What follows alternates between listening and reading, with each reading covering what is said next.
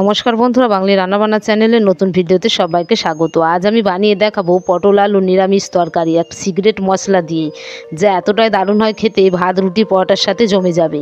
এই পটল আলু রেসিপি আমি কিভাবে করছি তা আমার এই ভিডিওটা স্কিপ না করে শেষ পর্যন্ত দেখার অনুরোধ রইল। এই রেসিপি বানানোর জন্য এখানে আমি 500 গ্রাম পটল নিয়েছি, আর এখানে আমি দুটো মাঝারি সাইজের আলু নিয়েছি। এটাকে পরিষ্কার করে ধুয়ে আমি খোসা ছাড়িয়ে নেব। পটলগুলো আমি এইভাবে কেটেছি, অল্প অল্প খোসা রেখে দিয়েছি। আর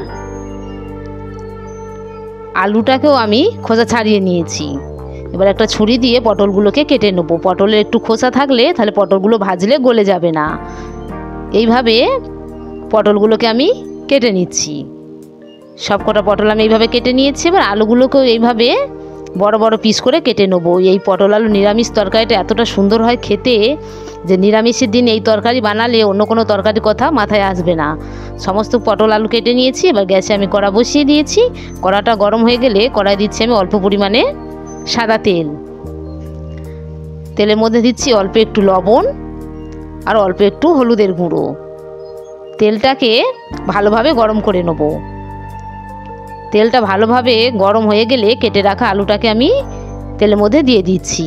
আলুটাকে আমি 2 মিনিট এইভাবে ভেজে নেবো। এইরকম নতুন নতুন রেসিপি পেতে যদি আমার চ্যানেলে নতুন হয়ে থাকেন তাহলে চ্যানেলটিকে একটা লাইক সাবস্ক্রাইব করে রাখবেন, তাহলে পরবর্তী নতুন ভিডিও সহজে আপনাদের কাছে পৌঁছে যাবে। ঢাকা দিয়ে এইভাবে আলুটাকে ভেজে নিচ্ছি। ফিরে আসছি 2 মিনিট পরে। এবারে আলুগুলোর মধ্যে আমি কেটে রাখা পটলটাকেও দিয়ে দেবো। পটলটা দিয়ে আবার আলু ও পটলটাকে ভালোভাবে ভেজে নেবো। তার জন্য ঢাকা দিয়ে আরও আমি 3 মিনিট এইভাবেই ভেজে নেব। ফিরে আসতে 3 মিনিট পরে আলু পটল ভালোভাবে ভাজা হয়ে গিয়েছে। এবার এটাকে একটা পাত্রের মধ্যে তুলে নিচ্ছি। এবার এখানে একটা আমি মিক্সচার মেশিন নিয়েছি। এই মিক্সির বোলের মধ্যে দিচ্ছি অল্প কিছু কাজু বাদাম, আর দেবো 1 চামচ কালো সর্ষে আর 1 চামচ সাদা তিল। এখানে টক দইও ব্যবহার করা যেতে পারে। এবার অল্প একটু জল দিয়ে এটাকে পেস্ট করে নেব। ভালোভাবে পেস্ট করে নেব। পেস্ট করা আমার হয়ে গিয়েছে। খুলে দেখাচ্ছি, দেখুন পেস্টটা ঠিক এমন হয়েছে। এবারে আলু পটল তুলে নিয়ে যে তেলটা ছিল তার মধ্যে অল্প আর একটু তেল আমি দিয়ে দিলাম।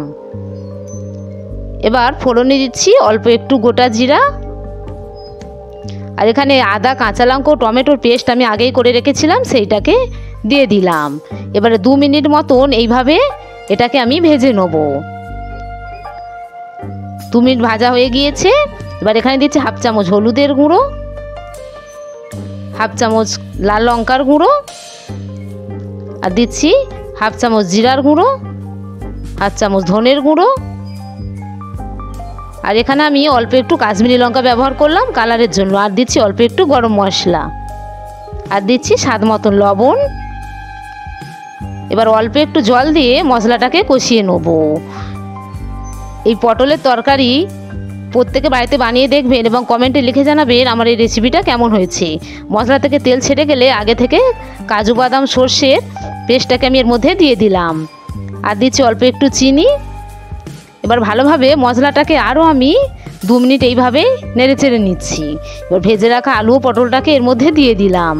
দিয়ে এবার আলু ও পটলটাকে কিছুক্ষণ আমি কষিয়ে নেব। পটল তো অনেক রকমভাবে খেয়েছেন, এইভাবে একবার বানিয়ে দেখবেন, দারুণ হয় খেতে। কষিয়ে নিই। এবার এখানে আমি পরিমাণ মতন উষ্ণ গরম জল দিয়ে দিলাম। উষ্ণ গরম জল দিলে তরকারির স্বাদটাও ভালো থাকবে। খুব বেশি জল দেওয়া যাবে না, এই তরকারিটা একটু মাখামাখাই হবে। এবার ঢাকা দিয়ে আমি আরও 5 মিনিট এইভাবে ফুটিয়ে নেব। ফিরে আসছি 5 মিনিট পরে। মাঝে ঢাকা খুলে দেখে নিয়েছিলাম, তরকারি আমাদের রেডি হয়ে গিয়েছে। এবার এটাকে একটা পাত্রের মধ্যে ঢেলে নিচ্ছি। হয়ে গিয়েছে আমার আলু পটলের নিরামিষ রেসিপি। ফিরে আসছি পরবর্তী নতুন ভিডিও নিয়ে। ততক্ষণের জন্য প্রত্যেকে ভালো।